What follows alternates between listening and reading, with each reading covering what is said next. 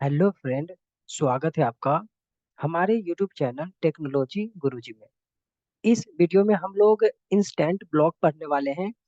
मैं बताऊंगा कि इंस्टेंट ब्लॉक का यूज क्यों किया जाता है और ये कब रन होता है, इसका सिंटेक्स हम लोग देखने वाले हैं। तो चलिए वीडियो को स्टार्ट करते हैं। देखो, इंस्टेंस ब्लॉक का यूज भी है बिजनेस लॉजिक को लिखने के लिए। जैसे आप कंस्ट्रक्टर का यूज करते हो, लॉजिक लिखने के लिए, वैसे ही हम लोग इंस्टेंस ब्लॉक का यूज करते हैं लॉजिक लिखने के लिए। नेक्स्ट इंपॉर्टेंट पॉइंट क्या है कि इंस्टेंस ब्लॉक हमेशा कंस्ट्रक्टर से पहले एग्जीक्यूट होता है।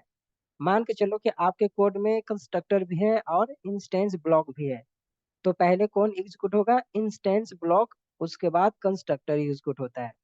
ठीक है, ये सिंपल सिंटैक्स है इंस्टेंस ब्लॉक का। आपको करली ब्रेसेस ओपन करना है और इसके अंदर में आपका जो लॉजिक वो लिखोगे, उसके बाद करली ब्रेसेस को क्लोज कर दोगे।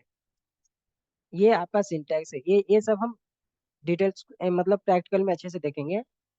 ये एक इम्पोर्टेंट पॉइंट यहाँ पर ये है कि आप अभी पूछोगे आपकी सर इसका रियल लाइफ लाइफ में यूज क्या है, मतलब रियल टाइम यूज क्या है इसका। क्योंकि आपने बोला कि इंस्टेंस ब्लॉक का यूज भी कंस्ट्रक्टर के जैसा ही होता है बिजनेस लॉजिक को लिखने के लिए। तो इसका यूज क्या है, हम लोग इसका यूज क्यों करें? तो देखो, पहला रीजन क्या कि इंस्टेंस ब्लॉक कंस्ट्रक्टर से पहले एग्जीक्यूट होगा, तो आप कह सकते हो कि परफॉर्मेंस फास्ट हो सकता है। सेकंड यूज इसका क्या है कि मान के चलो कि आपका रिक्वायरमेंट ऐसा है कि आप एक स्लाइड बना रहे हो, स्लाइड बनाने का कोडिंग कर रहे हो। तो स्लाइड में क्या होता है कि एक स्लाइड जैसी आया, उसमें कुछ कुछ चीज कॉमन होता है। जैसे मान के चलो कि लेक्चर का डेफिनेशन या फिर जो भी आप कॉमन चीज लिखते हो, वो मतलब कि जितने भी 5 स्लाइड है, पांचों स्लाइड में आपका कोई एक कॉमन चीज है। जैसे डिस्क्रिप्शन हो गया या फिर और कुछ जो भी कॉमन है, उस चीज को आप बार बार सभी स्लाइड में डिस्प्ले करवाना चाहते हो। मतलब कि फर्स्ट स्लाइड चले तो भी आपका वो कॉमन चीज डिस्प्ले होना चाहिए, सेकंड स्लाइड चले तो भी आपका कॉमन चीज डिस्प्ले होना चाहिए। वैसे ही जितने स्लाइड चले तो उसमें किसी कॉमन चीज को आप डिस्प्ले कराना चाहते हो, तो उस कॉमन चीज को आप इंस्टेंस ब्लॉक में लिखोगे।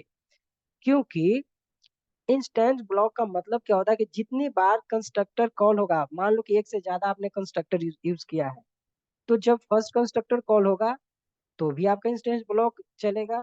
सेकंड कंस्ट्रक्टर कॉल हुआ तो भी आपका इंस्टेंस ब्लॉक चलेगा। मतलब कि इंस्टेंस ब्लॉक आपका कंस्ट्रक्टर के अकॉर्डिंग रिपीट होता है। चलो इस चीज को मैं प्रैक्टिकली आपको समझाता हूँ, ऐसे आपको समझ में नहीं आएगा। तो चलिए इसका स्क्रीनशॉट निकाल लो, उसके बाद मैं प्रैक्टिकली समझाता हूँ। ये मेरा इक्लिप्स है।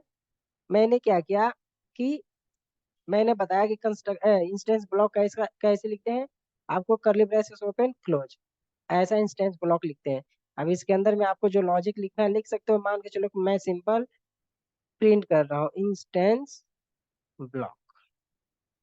ठीक है, ये मेरा इंस्टेंस ब्लॉक है। अब इसको इंस्टेंस ब्लॉक कब कॉल होता है ये भी याद रखना। इंस्टेंस ब्लॉक कब कॉल होगा? जब आप ऑब्जेक्ट बनाओगे। ठीक है, तो ऑब्जेक्ट किसका बनाते हैं? क्लास का। चलो क्लास का ऑब्जेक्ट बना लिया। ये मैंने क्लास का ऑब्जेक्ट बनाया। अब जैसे ही इसको मैं रन करूंगा, आपका इंस्टेंस ब्लॉक रन हो जाएगा। देखो, आपका आ गया इंस्टेंस ब्लॉक। तो इसमें दूसरा बेनिफिट ये भी है ना कि आपको ज्यादा सिंटैक्स मतलब कोड लिखने की जरूरत नहीं है। सिंटैक्स जैसा कोड, जैसे कंस्ट्रक्टर में क्या था कि क्लास का नेम लिखो, मेथड में क्या था कि रिटर्न टाइप लिखो। तो इसमें एकदम शॉर्टकट तरीका है ना बिजनेस लॉजिक लिखने का। ये भी आप बोल सकते हो इंस्टेंस ब्लॉक का यूज बिजनेस लॉजिक लिखने का शॉर्टकट तरीका। ठीक है, अब मैं दूसरा पॉइंट बता रहा हूँ कि अब आप बोलोगे कि सर इसका हम यूज क्यों करें। तो देखो, मान के चलो कि मैं यहाँ पर एक कंस्ट्रक्टर ले लेता हूँ, तो कंस्ट्रक्टर का name must be same as a class name. चलो मैंने यहाँ पर एक कंस्ट्रक्टर लिया। अब इस कंस्ट्रक्टर के अंदर में मैं सिंपल प्रिंट कर रहा हूँ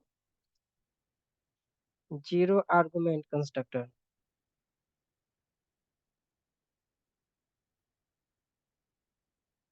क्योंकि मैंने बताया था कि डिफॉल्ट कंस्ट्रक्टर को हम लोग जीरो आर्गुमेंट कंस्ट्रक्टर भी बोलते हैं। तो बताओ यहाँ पर आउटपुट क्या आना चाहिए? ये मेन पहले जाएगा, मेन के पास जाएगा, तो फिर इसके पास आया, इसके पास क्या आएगा? डिफॉल्ट कंस्ट्रक्टर, डिफॉल्ट कंस्ट्रक्टर के पास आ गया। तो क्या ये आउटपुट आना चाहिए आपके अनुसार? नहीं। मतलब कि अगर इंस्टेंस ब्लॉक जिसको नहीं पता होगा वो तो डायरेक्ट बोलेगा ना कि सर ये तो डिफॉल्ट कंस्ट्रक्टर है। तो डिफॉल्ट कंस्ट्रक्टर है तो पहले तो डिफॉल्ट कंस्ट्रक्टर के पास जाएगा, इसको एग्जीक्यूट कर देगा, ये आउटपुट आएगा। लेकिन मैंने आपको क्या बताया कि अगर आपके कोड में इंस्टेंस ब्लॉक है तो इंस्टेंस ब्लॉक कंस्ट्रक्टर से पहले एग्जीक्यूट होता है। ठीक है, तो देखो मैंने आपको रन किया, इसको सेव करके रन किया तो आपका आउटपुट आएगा। पहले क्या आया देखो, इंस्टेंस ब्लॉक, उसके बाद कंस्ट्रक्टर कॉल हुआ। ठीक है, अब मान लो कि आप एज्यूम करो कि ये जो डिफॉल्ट कंस्ट्रक्टर है ना, इसके अंदर में आपका फर्स्ट स्लाइड है। आपका क्या है? First slide. मान लो कि आप स्लाइड का एक, हम स्लाइड का प्रेजेंटेशन करते हैं ना तो स्लाइड बनाते हैं, है ना। तो मान लो कि फर्स्ट स्लाइड है, वैसे ही एक और आपने कंस्ट्रक्टर लिया और यहाँ पर आपने सेकंड स्लाइड बना दिया। मान लो कि यहाँ पर सेकंड स्लाइड है और यहाँ पर कुछ पैरामीटर पास कर दो, इंट एक्स। ये पैरामीटराइज कंस्ट्रक्टर है, तो इस पैरामीटराइज कंस्ट्रक्टर को कॉल करने के लिए आप क्या करो, एक और वैल्यू यहाँ दे दो। मान लो कि उस पैरामीटर को कॉल करने के लिए मैंने यहाँ पर 10 वैल्यू दिया, ये सब ठीक है। अब यहाँ रेफरेंस का नेम आप L1 कर दो। ठीक है, अब बताओ इस सिचुएशन में आउटपुट क्या आना चाहिए?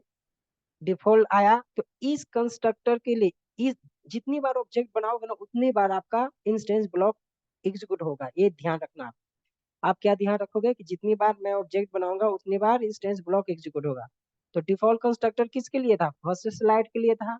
तो जब ये ऑब्जेक्ट बनाया फर्स्ट स्लाइड के लिए तो भी आपका इंस्टेंस ब्लॉक एग्जीक्यूट होगा। और ये सेकंड ऑब्जेक्ट बनाया तो इसके लिए क्या था? Second slide. तो जब ये कॉल होगा ना सेकंड बार ऑब्जेक्ट बनाया तो भी आपका इंस्टेंस ब्लॉक एग्जीक्यूट होगा। अब मान के चलो कि इंस्टेंस ब्लॉक में आपने कुछ स्लाइड का डेफिनेशन लिखा या फिर प्रेजेंटेशन, स्लाइड प्रेजेंटेशन या जो भी प्रेजेंटेशन लिखना है, प्रेजेंटेशन, ऐसा कुछ तो कॉमन लिखते हो ना। आप प्रेजेंटेशन करते हो तो कुछ तो कॉमन होता है ना प्रेजेंटेशन में, उस कॉमन चीज को मैंने यहाँ पर लिख दिया। अब देखो जितनी बार स्लाइड चलेगा ना उतनी बार आपको रिपीट होगा। देखो पहला प्रेजेंटेशन आ गया, पहला स्लाइड आ गया, दूसरा प्रेजेंटेशन आ गया, सेकंड स्लाइड आ गया। तो बताओ कि मुझे जितनी बार प्रेजेंटेशन, मान लो कि एक से ज्यादा प्रेजेंटेशन प्रिंट करवाना है तो उसके लिए क्या कोडिंग करना पड़ रहा है? नहीं, सिंपल सा एक ही मैंने इंस्टेंस ब्लॉक लिखा और जितनी बार ऑब्जेक्ट बना रहा हूँ उसके अकॉर्डिंग को कॉल कर रहा है। तो हमेशा याद रखना है कि जितनी बार ऑब्जेक्ट बनाओगे उतनी बार आपका इंस्टेंस ब्लॉक एग्जीक्यूट होगा। तो सिंपल ये था आपका इंस्टेंस ब्लॉक। आशा करता हूँ आपको इंस्टेंस ब्लॉक समझ में आ चुका होगा। इस कोड का आप स्क्रीनशॉट निकाल लो। मिलेंगे नेक्स्ट वीडियो में। धन्यवाद।